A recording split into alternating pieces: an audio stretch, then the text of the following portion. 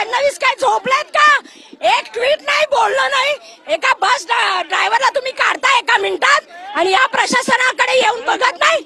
आज पुण्यामध्ये कार्यक्रम असो, उद्या त्यांचा पुण्यामध्ये कार्यक्रम आहे. त्यांनी ताबडतोब याच्यावर कारवाई केली पाहिजे आणि हे मुजोर शासन जे आहे त्याच्यावर प्रशासकीय वचक राहिलेला नाहीये. त्यांचे धागेदोरे वरपर्यंत आहेत. ते कुणाच्या बापाला घाबरत नाही आणि जेव्हा जेव्हा फडणवीस घाबरतात तेव्हा पोलीस समोर करतात. आज आम्ही आया म्हणून आलो इथं. कोणता पक्ष नाही, कोणता हेतू नाही, हुल्लडबाजी नाही, फालतूगिरी नाही. आम्ही फक्त जा विचारायला आलो आई म्हणून आणि प्रशासनाला आणि दवाखाने. याच्यानंतर आम्ही तेजकुमार पोलीस कमिशनर यांना भेटणार आहोत. त्याच्यानंतर महानगरपालिका कशाला 1 रुपया भाडं लात मारा यांच्या डॅश डॅश वर हाकलून द्या यांना आणि घ्या ताब्यात. तुमचं जे धर्मदाय आयुक्त परवानगी देतात आहेत का बघा बघू. यांच्या धर्मदाय आयुक्तांच्या टर्म्स अँड कंडिशन 25 बेड दारिद्र्य रेषेखाली असलेल्या लोकांसाठी नाही आहेत. अजिबात नाही आहेत. खोटं बोलतात हे.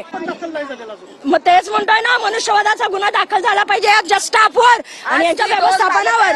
आणि ह्या कोणत्याही अटी शर्ती धर्मदाय आयुक्तांच्या पाळल्या जात नाहीयेत. यांना लाज वाटली पाहिजे. एका आईचा वध केलाय त्यांनी. वध म्हणते मी, वध पुन्हा सांगते, वध. कारण का 2 मुलं आज आईच्या दुधासाठी तरसतील, अनाथ झाली. अरे 7व्या महिन्यातली ती बाळ आणि त्यांना तुम्ही रस्त्यावर आणलं. लाज नाही वाटत? निर्लज्ज बोलतायत ते गाढवत.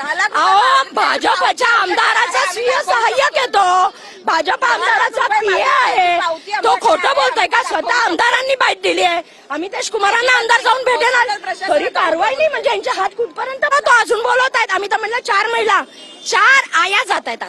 कोणत्याही पक्षाची भूमिका घेऊन नाही चाललोय आम्ही. आया म्हणून आलोय. कोणती हुल्लडबाजी तरी आम्हाला जाऊ देत नाहीये.